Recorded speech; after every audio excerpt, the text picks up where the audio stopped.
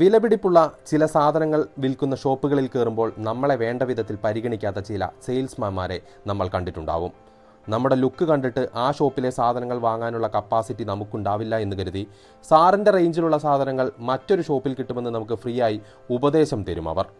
ഒരാൾ ധരിക്കുന്ന വസ്ത്രങ്ങളും അയാളുടെ തൊലിയുടെ നിറവും സംസാരിക്കുന്ന ഭാഷാശൈലിയും എല്ലാം വെച്ച് ഒറ്റയടിക്ക് അയാളെ വിലയിരുത്തി കളയുന്ന ഉപഭോക്തൃ സംസ്കാരത്തിൻ്റെ വക്താക്കളാണവർ. എന്നാൽ ചിലപ്പോഴെങ്കിലും പണി പാളിപ്പോവാറുമുണ്ട്. VIP-മാരെ അല്ലെങ്കിൽ ധനികരെ കാണാൻ എല്ലായ്പ്പോഴും തന്നെ നല്ല ലുക്കുണ്ടാവണമെന്നില്ല.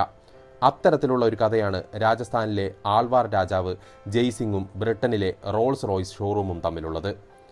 ഇന്ത്യയിലെ അതിസമ്പന്നരായ രാജാക്കന്മാരും റോൾസ് റോയ്സും തമ്മിൽ വേർപിരിക്കാനാവാത്ത ബന്ധമാണുണ്ടായിരുന്നത്. ഒന്നാം ലോക മഹായുദ്ധത്തിന് മുൻപ് നിർമ്മിക്കപ്പെട്ട 20,000-ഓളം റോൾസ് റോയ്സുകളിൽ 5-1 ഇന്ത്യക്ക് വേണ്ടിയായിരുന്നു. ഇന്ത്യയിലെ ഒരു മഹാരാജാവിന് 4 റോൾസ് റോയ്സ് ഉണ്ടായിരുന്നു എന്നായിരുന്നു അന്നത്തെ ഏകദേശ കണക്ക്.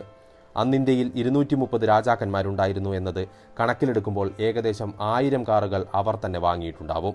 മേൽപ്പറഞ്ഞ രാജാക്കന്മാർക്ക് പുറമേ തന്നെ അളവറ്റ സമ്പത്തുള്ള റോൾസ് റോയ്സ് വാങ്ങാൻ പാങ്ങുള്ള എത്രയോ പ്രഭുക്കളും ജമീന്ദർമാരും മറ്റും അന്ന് ഇന്ത്യയിലുണ്ടായിരുന്നു. രാജകീയ പ്രൗഢി ഉപേക്ഷിച്ചെത്തിയ ജയ്സിംഗിനെ തിരിച്ചറിയാൻ അവിടുത്തെ സെയിൽസ്മാന് സാധിച്ചില്ല.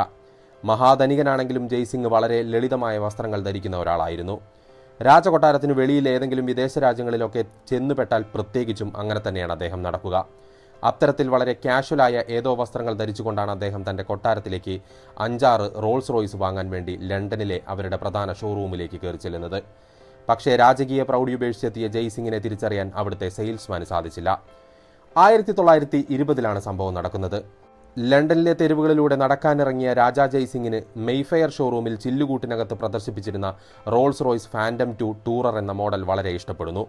വാഹനത്തിൻ്റെ വിലയും മറ്റു സ്പെസിഫിക്കേഷനുകളും ചോദിച്ചറിയാൻ അകത്തേക്ക് ചെന്ന അദ്ദേഹത്തെ തിരിച്ചറിയാഞ്ഞതുകൊണ്ട് വളരെ മോശമായ രീതിയിലാണ് അവിടെയുണ്ടായിരുന്ന സെയിൽസ്മാൻ പെരുമാറിയത്. ഇതൊന്നും നിങ്ങളെപ്പോലുള്ള ബ്ലഡി ഇന്ത്യൻസിന് താങ്ങാനാവുന്ന സാധനങ്ങളല്ലെന്ന് പരിഹസിച്ച് അദ്ദേഹത്തെ അവർ ഇറക്കിവിടുന്ന സാഹചര്യമുണ്ടായി. കുപിതനായി ഹോട്ടൽ സ്യൂട്ടിലേക്ക് തിരിച്ചു വന്ന ജയ്സിംഗ് തൻ്റെ പരിചാരകരെ അടുത്തു വിളിച്ചു. റോൾസ് റോയ്സിൻ്റെ ഷോറൂമിൽ വിളിച്ചതിന് ശേഷം ആൽവാറിലെ മഹാരാജാവിന് കാറുകൾ വാങ്ങാൻ താൽപ്പര്യമുണ്ടെന്ന് അറിയിക്കാൻ പറയുന്നു. അദ്ദേഹം തൻ്റെ രാജകീയ വേഷം ധരിച്ച് ഷോറൂമിലെത്തുന്നു. അതിവിശിഷ്ടമായ ചുവപ്പ് പരവതാനി വിരിച്ചുകൊണ്ട് അദ്ദേഹത്തെ അവർ സ്വീകരിച്ച് ആനയിക്കുന്നു. അരമണിക്കൂർ മുമ്പ് അദ്ദേഹത്തെ പരിഹസിച്ചിറക്കിവിട്ട അതേ സെയിൽസ്മാൻമാർ അദ്ദേഹത്തിന് മുന്നിൽ ഓച്ചാനിച്ചു നിന്നു. അദ്ദേഹം അവിടെ പ്രദർശനത്തിന് വെച്ചിരുന്നതിൽ ഏറ്റവും മികച്ച 7 മോഡലുകൾ തിരഞ്ഞെടുത്ത് മൊത്തം വിലയും ക്യാഷായി ഒറ്റയടിക്ക് നൽകി സ്വന്തമാക്കുന്നു. ഡെലിവറി ചെലവുകളടക്കം അപ്പോൾ തന്നെ അടച്ച് അദ്ദേഹം ആ കാറുകളെ ഉടനടി ഇന്ത്യയിൽ തൻ്റെ കൊട്ടാരത്തിലെത്തിക്കാൻ ഏർപ്പാടാക്കി. പിന്നാലെ ഇന്ത്യയിലേക്ക് അദ്ദേഹവും പോന്നു. കാറുകൾ ഇന്ത്യയിലെത്തിയ ഉടൻ അദ്ദേഹം ആ കാറുകൾ ഒരു വലിയ ചടങ്ങ് സംഘടിപ്പിച്ച് ആൾവാർ മുനിസിപ്പാലിറ്റിക്ക് കൈമാറി.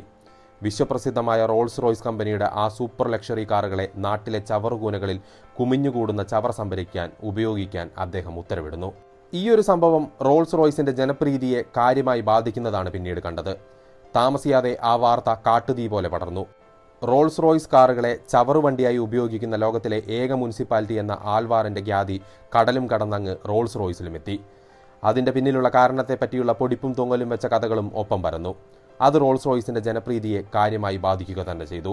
രാജകീയ വാഹനമെന്ന അഭിമാനത്തോടെ അന്നോളം റോൾസ് റോയ്സ് ഓടിച്ചുകൊണ്ട് നടന്നവർ അതേ കാറിലാണ് ഇന്ത്യയിൽ ചവറ് കോരുന്നത് എന്നറിഞ്ഞതോടെ റോൾസ് റോയ്സിനെ കൈവിടിഞ്ഞ സാഹചര്യമുണ്ടായി. ഇവരുടെ ആഗോള വിൽപ്പന കുത്തനെ ഇടിയുകയും ചെയ്തു. ഒടുവിൽ തങ്ങളുടെ തെറ്റ് തിരിച്ചറിഞ്ഞ റോൾസ് റോയ്സ് കമ്പനി ആൾവാർ രാജാവായ ജയ്സിംഗിനോട് ക്ഷമാപണം നടത്തിക്കൊണ്ട് കത്തെഴുതി. അദ്ദേഹത്തിന് തങ്ങളുടെ ഗുഡ്വില്ലിൻ്റെ ഭാഗമായി 7 പുതിയ റോൾസ് റോയ്സ് കാറുകളും അവർ സമ്മാനിച്ചെന്നാണ് കഥ. അദ്ദേഹം ആ ക്ഷമാപണം സ്വീകരിച്ച് റോൾസ് റോയ്സ് കാറുകളെ കോർപ്പറേഷൻ ഡ്യൂട്ടിയിൽ നിന്നും പിൻവലിച്ചു എന്നും പറയപ്പെടുന്നു. എന്തായാലും ഒരാളുടെ വസ്ത്രധാരണമോ സംസാരമോ മാത്രം വെച്ച് അയാളെ വിലയിരുത്തരുത് എന്നതിന് കൃത്യമായ ഒരു ഉദാഹരണം കൂടെയാണ് ജയ്സിംഗിൻ്റെ ഈ കഥ.